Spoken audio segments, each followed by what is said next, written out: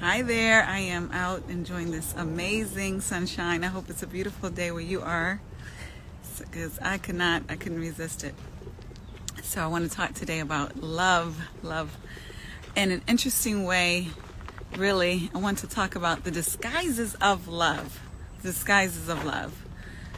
you're like me or anybody else, from time to time in your life, you may have confused love with other emotions, love, or with other actions even, coming from yourself or coming from others. And there's two disguises of love that I want to talk about.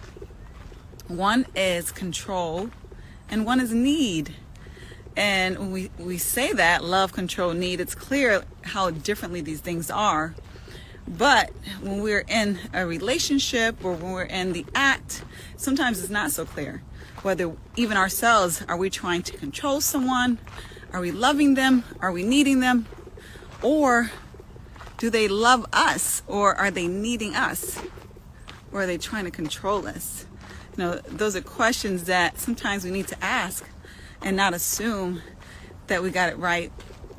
But hopefully we get it right when it's important. So I want to give an example. A lot of times when women are in relationships, they're looking for a man to be protective, to be a protector. And a lot of times the man is looking to protect. There's nothing wrong with that. But in the instance of that protection, we know in any action there's a motive. So is the protection out of love because he wants you to feel safe, because he wants you to be safe, he wants to ensure that there is nothing or no one coming to bring any type of danger to you? Or is it a control out of insecurity? These are things we have to think about. Is an action out of insecurity? Because if you're out of his sight, or on the flip side, if he's out of your sight, are you worried about them leaving or not being there? Versus worried about something happening to them, somebody going out at night or something, or what have you. A lot of times we have to be clear on where is that anxiety coming from the other person or from ourselves. Where is that concern coming from? Is it coming from a place of, I want that person to be protected, I want to be additional security for that person, or is it coming from a place of, if that person's out of my sight, they might not come back. If he's out of my sight, he might not come back. If she's out of my sight, she might not come back. So it's really a good need to be clear on that. In a similar instance, it could be not even about where somebody is or where they're going. It could be something even as much as, what someone eats. And this is about control as well sometimes. Sometimes I know me, like there's certain things I'm not going to eat. I'm just not going to do it. And when I see loved ones eat it, I might be uncomfortable at times, or they might be uncomfortable about something that I eat or choose not to eat, because they might think, well, Lepore, your diet could be different. And so we have that instinct sometimes to say, okay, this is bad to do, or this is bad to eat, you shouldn't do that. But we can walk a fine line between control and love. Love is wanting what is best for someone.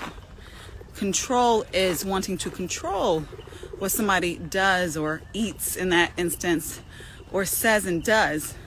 And control isn't always from a place of love. Sometimes control is about us feeding our ego as far as what we believe is appropriate, is apropos, accurate to happen.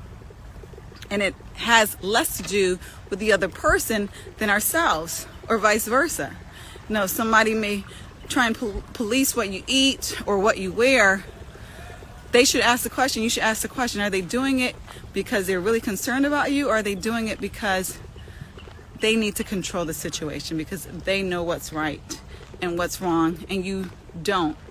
Now, it's different, of course, when people giving you feedback, giving you input, people who you love, who you trust, who love and trust you, saying it, even the way they say it, the way they gesture it, is going to give you some information as far as where it's coming from, if it's coming from a loving place. Have you considered if you wear this, or have you considered if you eat that, this is what I read. versus you should not do that, don't do that. That doesn't make any sense. So the way we use language indicates our perspective and what we're trying to convey. If we're trying to convey care and concern, or are we trying to convey righteousness and controlling? All of that obviously is an input to our language, because communication, as we all know, is 65% nonverbal. So it's only that 35% which is about what we're actually saying. And so we can read regarding what people's motives are by those other aspects of communication beyond what they're saying. So we talked a lot about the control piece and how sometimes control can be confused with love, like, oh, he must love me, he doesn't want me to go anywhere.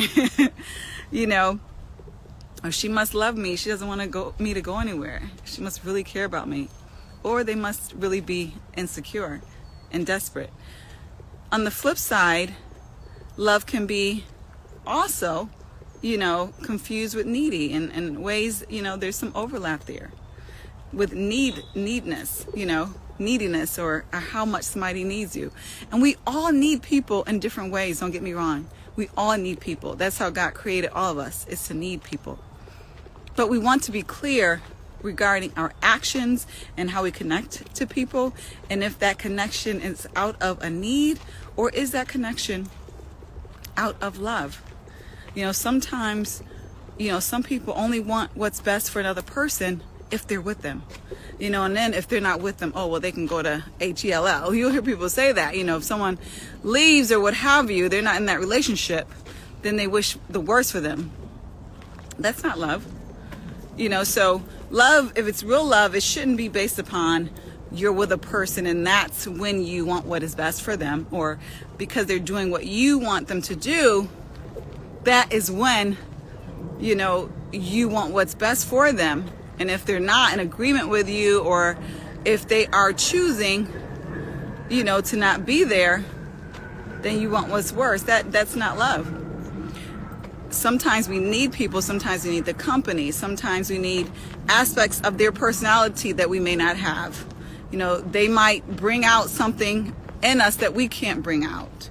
There's different things that people want. Some people, it's as superficial as cooking. Someone needs someone to cook for them, or needs someone to be the assertive one for them, or needs someone to financially provide. There's all different types of needs that we have. And sometimes people are attached based upon those reasonings that are based upon need. Whereas love is more about what is best for that person, and how are you going to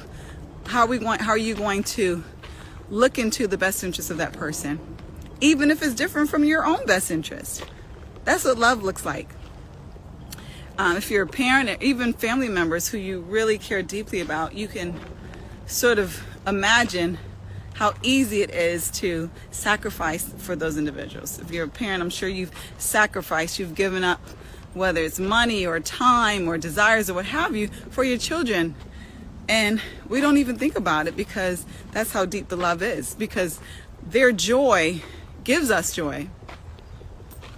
So that is what love looks like, but when it's a situation, whereas we really are relying on someone, needing someone in multiple ways, it's harder to now differentiate where does the love end and the need begin, and a lot of times they go together. But if it's a relationship that is largely driven based upon need and less about love, then that's where the challenge comes in, and that's where it gets very risky. So definitely want to talk to you about that. That's been on my mind, as far as just that disguise. I call it the disguise of love, because it's so easy for us to label love on so many things, so many different relationships, so many actions. It's easy for us to hide behind that label of love, or even to be confused about that label of love.